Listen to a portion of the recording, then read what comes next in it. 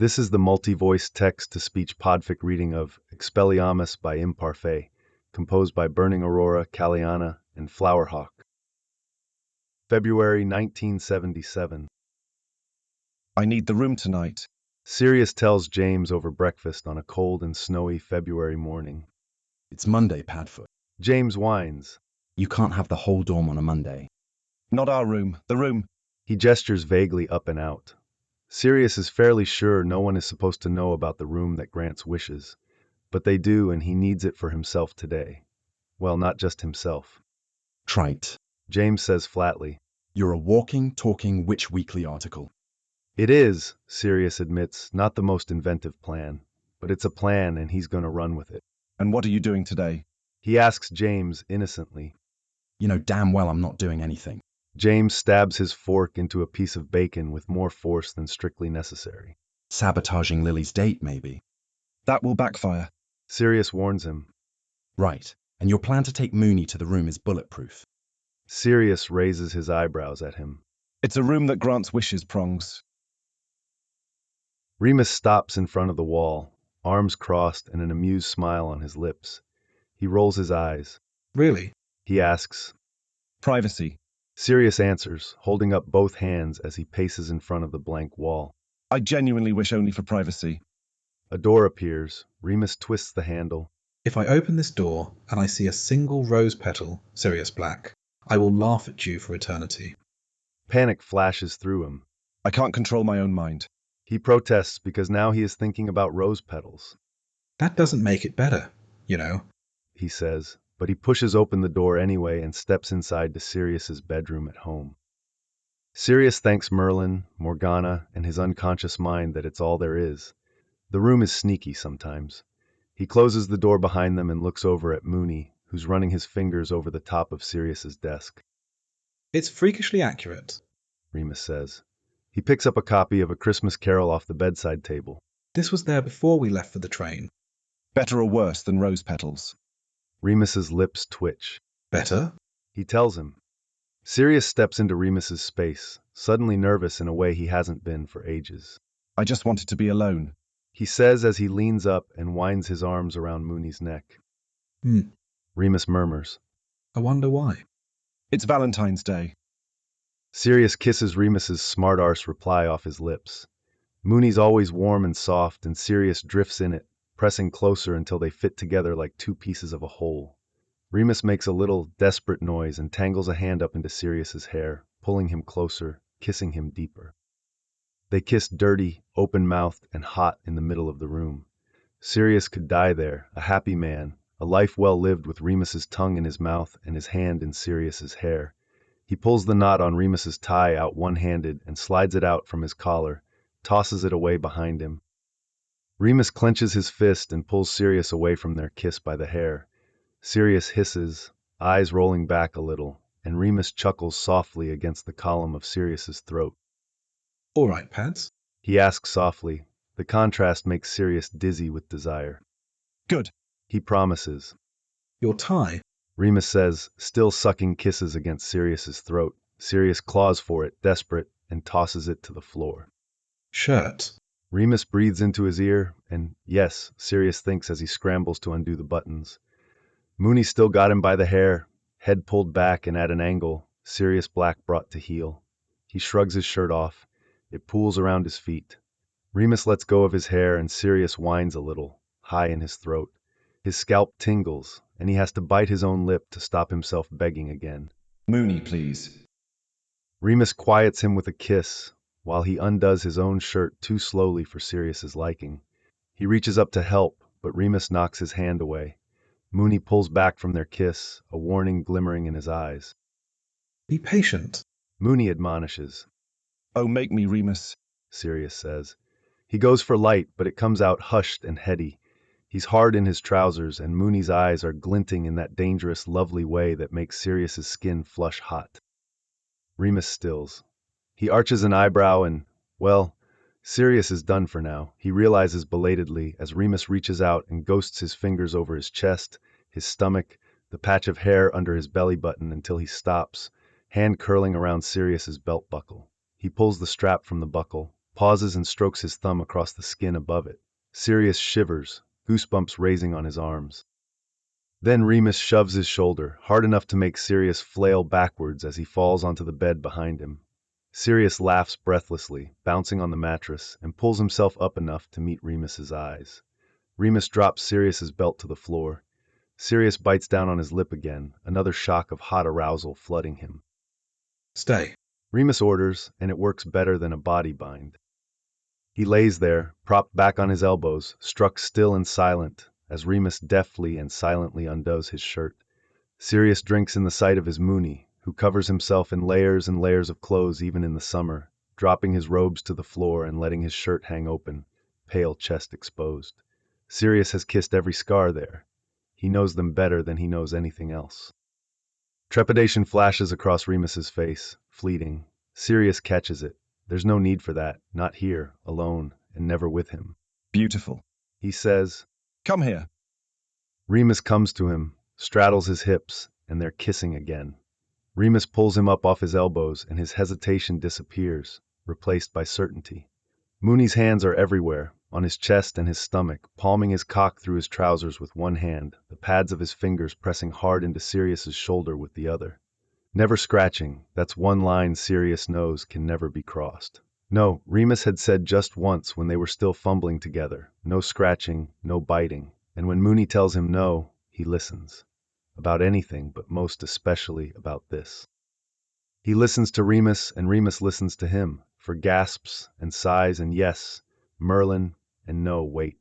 It's how Sirius knows not to bite, but it's also how Remus knows to pull his hair, and that Sirius likes it when Moony tells him no with a stern voice and a hard look. Remus yanks a handful of Sirius's curls again, and Sirius gasps against his mouth, shocked out of his thoughts by the buzz of pleasure that rips through him. Am I boring you? Remus asks, pulling away. There's worry written on his face, though, and Sirius leans forward to kiss it away. Just thinking. Sirius answers. He sounds gone, voice thick and pleasure-soaked, strange to his own ears. Love you. He adds, and he hopes Remus understands everything he pours into it. Remus strokes his thumb along Sirius's temple. He's staring. Sirius watches him back. Moony's pupils are blown wide, barely any lovely blue left to see. He feels pulled apart under Moony's gaze, precious and cared for, and all his bravado just stripped away. He moves without thinking, reaches between them, pushing Moony's shirt off his shoulders. They untangle long enough for Remus to shed his shirt and Sirius to undo Moony's trousers. Off, off, off. Sirius says against Remus's lips as he tries to wiggle Moony's trousers off. Remus laughs, soft and pleased. He slides off of Sirius's thighs. Sirius follows him, tumbling them together against the mattress, dragging Remus's trousers down his thighs until Moony kicks them free. He reaches between them as he kisses a line down Remus's chest and slips his hand under the waistband of Remus's pants. He gasps when Sirius wraps his hand around his cock. Sirius looks up, Cheshire grin on his lips, and strokes. Moony's eyes roll back. He arches into the touch, hips lifting off the bed. Fuck. He gasps. Sirius watches him for a while, stroking lazily, working Remus's briefs down under his erection with his other hand. Moony. Remus looks down at him, glassy-eyed and flushed from chest to cheeks. Sirius meets his eyes, slides down further into the space between Remus's spread legs, and takes Remus into his mouth. Remus bucks his hips up, hands flying back into Sirius's hair, and another gasped swear punches out of his throat. Sirius presses down on his hips, holding him into the mattress as he hollows his cheeks. He gets lost in it, Moony heavy and hot in his mouth. The noises he makes above him, the way Remus's hands clenching in his hair send sparks cascading down his spine. Heat pools low in his belly. His own cock is leaking in his trousers, but it doesn't matter. Not when his whole world is narrowed to this one point.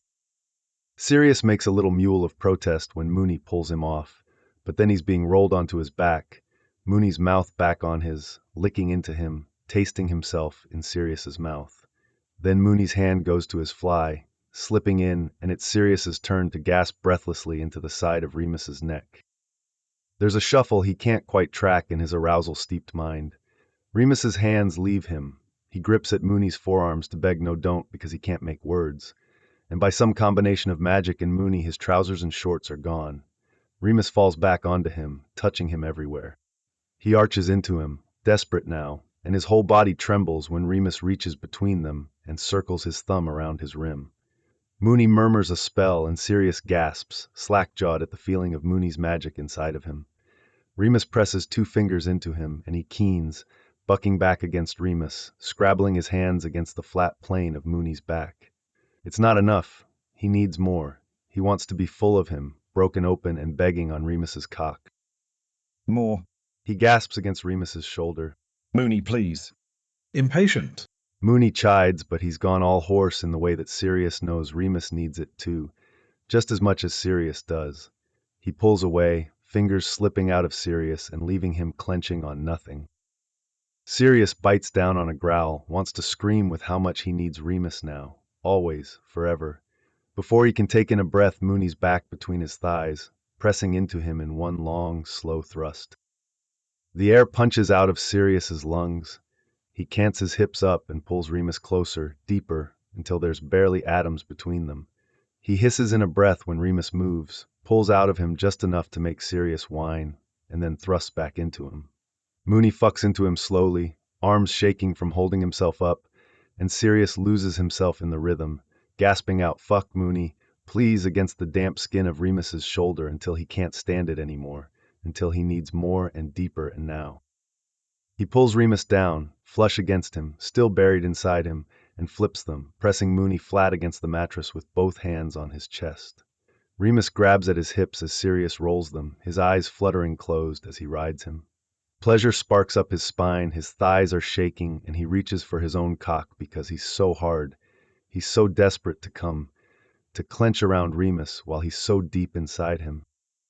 Remus knocks his hand away, pulls him down, almost bends him in half to kiss desperately into his mouth as he wraps his hand around Sirius and strokes, hard and fast and exactly right. Sirius gasps, steals Moony's breath out of his mouth. Padfoot. Moony says, breathless. Sirius, I'm gonna. His voice breaks and he surges up, fucking into Sirius hard and fast as he comes. His hand tightens around Sirius and that's it, that's the thing. And Sirius's vision whites out as his orgasm slams into him. He falls, strung out and sweating, against Remus's chest. I love you. He mumbles against Remus's skin as Remus gropes for his wand and casts a cleaning charm on them both. Remus pulls him up until they're nose to nose and kisses him again, soft and sweet. I love you too. He says as he pulls away. Sirius leaves a trail of lazy kisses along the line of Remus's jaw. He's boneless, too satisfied to move, never wants this moment to stop. He wants endless moments like this. Marry me. He says softly against Remus's ear. Remus's hand stills. Sirius. Marry me. Sirius repeats, louder and more confident this time. He pulls back and away, carefully settling against Remus's side. Moony's staring at him, wide-eyed and shocked silent. Any other moment, Sirius would have teased him. Not this one. Not today. Sirius gulps in some air because they've been quiet too long now, and Moony's just staring at him, not saying anything. Maybe he should have waited. Maybe it's too soon. There's still loads of time ahead of them, ages when Sirius could ask instead of halfway through 6th year, before Remus even turns 17. He's been turning it over in his head since solstice, though, since Mum called Moony his intended, and Sirius thought, yes, he is. Padfoot. Remus says carefully. He reaches out with one hand and touches Sirius's cheek like he's made of glass. He's shaking a little.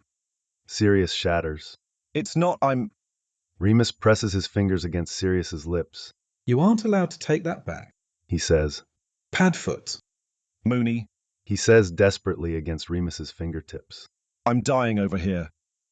Remus laughs. It's his good laugh, the happiest one. The same laugh he'd let out when Sirius changed into Padfoot and back again for the very first time. The laugh he let out when he kissed Sirius stupid on the Hogwarts Express. It's always been the best sound Sirius has ever heard. Do you really think I'm going to say no to you? Remus asks him. He drops his hand to Sirius's bare chest over his heart. Mostly worried that you haven't said yes. Sirius manages. He wonders if Remus can feel how fast his heart is beating. He doesn't mind. There's nothing between them. There hasn't been for a long time. He pulls Sirius back against him into a crushing kiss, the kind that makes Sirius's knees weak and his head spin. He falls back into Remus's chest, and he's crying a little, tears leaking out of the corners of his eyes. But that's all right, because this is a yes wrapped up in a kiss. Yes. Remus finally answers when he pulls away. Merlin, Sirius, of course it's yes. Finite. Thanks for listening to this text-to-speech podfic composed by Burning Aurora, Kaliana, and Flowerhawk.